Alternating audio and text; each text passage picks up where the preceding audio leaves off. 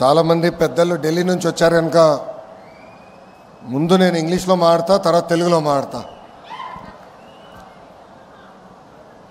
గౌరవనీయులు సుమంత్ సిన్హా గారు, CEO chairman renew, గౌరవనీయులు బలరాం మెహతా గారు, CEO రెన్యూ ఎనర్జీ, గౌరవనీయులు స్థానిక శాసనసభ్యులు గుమ్మనూరు జయరాం గారు, గౌరవనీయులు జిల్లా కలెక్టర్ డాక్టర్ వి వినోద్ గారు, గౌరవనీయులు MD నెట్ క్యాప్ కమలాకర్ బాబు గారు. ఇక్కడ చాలామంది అనుకుంటూ ఉంటారు గొట్టుపాటి రవి గారి పేరు మర్చిపోయారు, లొకేషన్ నేను మర్చిపోలా, బెస్ట్ ఫర్ ద లాస్ట్ అని పెట్టా. మన ప్రాంతంలో గొట్టుపాటి రవి గారు అంతా తెలుసుండకపోవచ్చు, కానీ రవాణా గురించి ఒక మాట చెప్పాలి. 2019 నుంచి 24 వరకు శాసనసభ సాక్షిగా మన నాయకుడిని అవమానించినప్పుడు కానివ్వండి, శాసన మండలిలో అమరావతిని మేమందరం కాపాడడానికి పోరాడినప్పుడు గ్యాలరీలోకి చంద్రబాబు నాయుడు గారు వచ్చి కూర్చున్నారు. అక్కడ కావాలని ఆనాటి పాలకులు వాళ్ళ శాసనసభ్యులు పంపించి చంద్రబాబు నాయుడు గారిని ఎగతాళి చేయండి, ఎక్కలు చేయండి అని చెప్పారు. ఆనాడు గొట్టుపాటి రవి గారు, గౌరవనీయులు స్వామి గారు, మన అనగాని సత్యప్రసాద్ గారు, ఆనాటి ఉన్న శాసనసభ్యులందరూ బాబు గారు చుట్టూ నిలబడి మమ్మల్ని దాటిన తర్వాతనే చంద్రబాబు నాయుడు గారి దగ్గరికి వెళ్తానని చెప్పిన గొప్ప వ్యక్తి మంత్రివర్యులు గొట్టుపాటి రవికుమార్ గారు. ఇప్పుడు ఇక్కడున్న రైతులందరినీ ఉద్దేశించి నేను మాట్లాడాలనుకుంటున్నా. 2014లో రాష్ట్ర విభజన జరిగినప్పుడు కట్టుబట్టలతో మెడబట్టి మనం బయటికి గెంటేశారు. రాజధాని ఎక్కడ ఉండాలో కూడా చెప్పని పరిస్థితి. ఆనాడు చంద్రబాబు నాయుడు గారు ఆంధ్రులందరినీ ఒప్పించి ఒకే రాష్ట్రం, ఒకే రాజధాని, కానీ అభివృద్ధి వికేంద్రీకరణ నినాదం తీసుకున్నాం. దాంట్లో భాగంగా అనంతపూర్కి కియా మోటార్స్ని తీసుకొచ్చాం. ఆనాడే అనంతపూర్ జిల్లాకి జాకీ లాంటి పరిశ్రమలు తీసుకొచ్చాం. ఏకంగా అనంతపూర్ కర్నూలు జిల్లాని రెన్యూవబుల్ ఎనర్జీ హబ్గా తీర్చిదిద్దాల లక్ష్యంతో అడుగులు వేసాం, పునాదులు వేసాం. కానీ ఒక్క అవకాశం అన్న మాట ఎన్ని గడిచిన 5 సంవత్సరాలు రాష్ట్రం దారి తప్పింది. దానివల్ల తీవ్రంగా నష్టపోయింది ఆంధ్ర యువకులు. ఎక్కడ ఉద్యోగాలు, ఉపాధి లేని పరిస్థితి. చాలామంది నన్ను అడిగారు, 5 సంవత్సరాలు మనం ఇబ్బంది పడ్డాం, మన దగ్గర బెంగళూరు లేదు, చెన్నై లేదు, హైదరాబాద్ లేదు, మన పరిస్థితి ఎలా ఉంటుందని.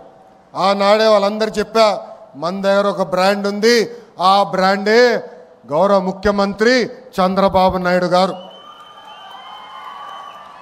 ఈరోజు సిన్హా గారు ఇంత దూరం వచ్చి ఈ ప్రాజెక్ట్ ఆంధ్ర రాష్ట్రంలో పెడుతున్నారంటే దానికి కారణం మన బ్రాండ్ బాబు. ఈరోజు పెద్ద ఎత్తున TCS ఉత్తరాంధ్రలో పెట్టుబడులు పెడుతున్నారంటే దానికి కారణం ఒక బ్రాండ్, అది బాబు గారు. ఇట్లా పెద్ద ఎత్తున పెట్టుబడులు తీసుకొస్తున్నాం. గౌరవ మంత్రి గారు ఇప్పుడే చెప్పినట్లు బాబు సూపర్ 6లో తొలి హామీ 20 లక్షల ఉద్యోగాలు కల్పిస్తామని. దాంట్లో భాగంగా ఈ ప్రాజెక్ట్ మన ప్రాంతాన్ని తీసుకొచ్చాం. వెనుకబడిన రాయలసీమ జిల్లాకి ఈరోజు తీసుకొస్తాం జరుగుతుంది. ఇక్కడున్న రైతులందరినీ నేను మనస్ఫూర్తిగా అభినందిస్తున్నా. ఇక్కడ ప్లాంట్ వస్తుందంటే మీరు ముందుకు వచ్చి భూములు ఇచ్చారు. తద్వారా కనీసం 10,000 మందికి స్థానిక యువకులకి ఉద్యోగాలు, ఉపాధి కల్పించే బాధ్యత తెలుగుదేశం పార్టీ తీసుకుంటుంది. గౌరవ ముఖ్యమంత్రి గారు ఒక టార్గెట్ పెడితే మేము అందరం సీరియస్గా తీసుకుంటాం. 78 గిగావాట్లు ఏకంగా ఆంధ్ర రాష్ట్రానికి తీసుకురావాలని చెప్పారు. విద్యాశాఖ మంత్రిగా నేను అధికారులకు ఆదేశాలు జారీ చేశాను. కంపెనీలతో సెంటర్ ఆఫ్ ఎక్సలెన్స్ ఏర్పాటు చేశాం. వాళ్ళకు కావాల్సిన దానికి మన యువకులను తీసుకుని ట్రైనింగ్ అందజేసి ఏకంగా వాళ్ళ కంపెనీలోనే ఉద్యోగాలు, ఉపాధి కల్పించే బాధ్యత మేము తీసుకుంటాం. ఈ ప్రాజెక్ట్ వల్ల రాబోయే రోజుల్లో మన కరెంటు ఛార్జీలు తగ్గుతాయి. గడిచిన 5 సంవత్సరాలు 1 మెగావాట్ కూడా రాలేదు, 1 బ్యాటరీ స్టోరేజ్ సిస్టమ్ రాలేదు. గడిచిన 5 సంవత్సరాలు వాళ్ళు చేసిన తప్పుల వల్ల ఈరోజు మనందరం ఏకంగా భారం పడుతుంది, మన పైన పడింది. మనం డబ్బులు చెల్లించాల్సిన పరిస్థితి వస్తుంది. అందుకే ఇలాంటి ప్రాజెక్టులు తీసుకొచ్చి కరెంటు ఛార్జీలు తగ్గించే లక్ష్యంతో మీ ప్రభుత్వం పనిచేస్తుందని ఈ సభాముఖంగా తెలుపుతున్నా. మన నేలపై జనరేట్ చేస్తున్న కరెంట్ ఏకంగా ఆంధ్ర రాష్ట్రానికి కాదు, మొత్తం భారతదేశానికి మన ఆంధ్ర రాష్ట్రం అందించబోతుంది.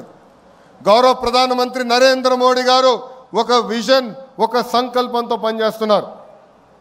మనం చూసాం, ఉగ్రవాదులు మన భూభాగంలోకి వచ్చి అమాయకులను చంపారు.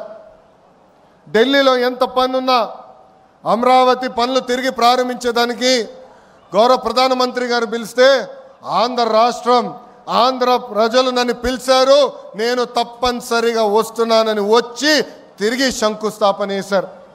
ఆనాడే గౌరవ ప్రధానమంత్రి గారు ముందర నేను చెప్పా, ఆంధ్ర ప్రజలు కోరుతున్న అన్ని కోరికలు గౌరవ ప్రధానమంత్రి గారు తీర్చుకుంటూ వస్తున్నారు. దాంట్లో భాగంగానే ఈ ప్రాజెక్ట్ రాయలసీమకు వచ్చింది. త్వరలో కర్నూలు కూడా హైకోర్టు బెంచ్ తీసుకొస్తాం.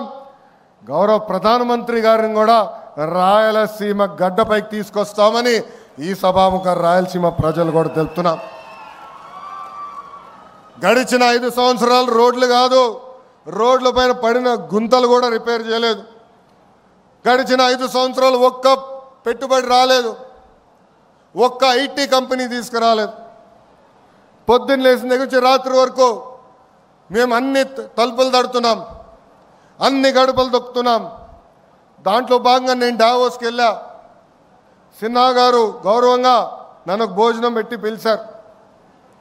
ఆ భోజనంలో ఆయన ఒకటే చెప్పారు, గడిచిన 5 సంవత్సరాలు ఎన్ని కష్టాలు పడ్డాం, కానీ ఈసారి బాబు గారు తిరిగి వచ్చారు, నువ్వు అడుగుతున్నావు, అందుకే నేను ఆంధ్ర రాష్ట్రంలో పెట్టుబడి పెడతా, ప్రత్యేక రాయలసీమ ప్రాంతంలో పెట్టుబడి పెడతానని చెప్తాం జరిగింది.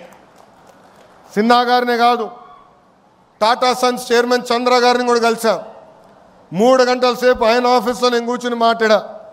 దాంట్లో భాగంగానే టాటా ఎనర్జీ వచ్చింది, టీసీఎస్ వచ్చింది, ఇంకా అనేక పెట్టుబడులు కూడా టాటా లాంటి సంస్థలు పెడుతున్నాయి.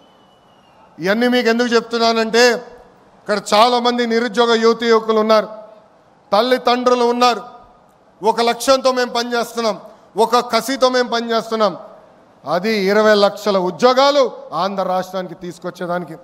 డిఎస్సి నోటిఫికేషన్ ఇచ్చాం, 16,347 టీచర్ పోస్టులు కూడా వచ్చే నెలలో భర్తీ చేసే బాధ్యత కూడా కూటమి ప్రభుత్వం తీసుకుంటుందని ఈ సభాముఖ నిరుద్యోగ యువకులందరికీ హామీ ఇస్తూ, నాకు ఇంత అద్భుతమైన అవకాశం ఇచ్చిన మీ అందరికీ పేరు పేరున నా హృదయపూర్వక ధన్యవాదాలు తెలుపుకుంటూ, ఇలాంటి పెద్ద పరిశ్రమలు వచ్చినప్పుడు ఆహ్వానించాలి, పెట్టుబడులు పెట్టించాలి. సమస్యలు ఉండొచ్చు, మేమందరం ఉన్నాం పరిష్కరించేదానికి. గౌరవ శాసనసభ్యులు ఉన్నారు, మంత్రి గారు ఉన్నారు, నేనున్నాను, మీకు అండగా నిలబడతాం, మీ తరపున మేము మాడతాం.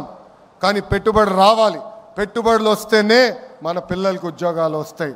దయచేసి ఇది అందరూ గుర్తుపెట్టుకోవాలని ఈ సభాముఖం మీ అందరు తెలుపుకుంటూ మీ అందరి దగ్గర నుంచి సెలవు తీసుకుంటున్నా. అందరికీ నమస్కారం. జై హింద్, జై హింద్, వందే వందే. అందరికీ నమస్కారం.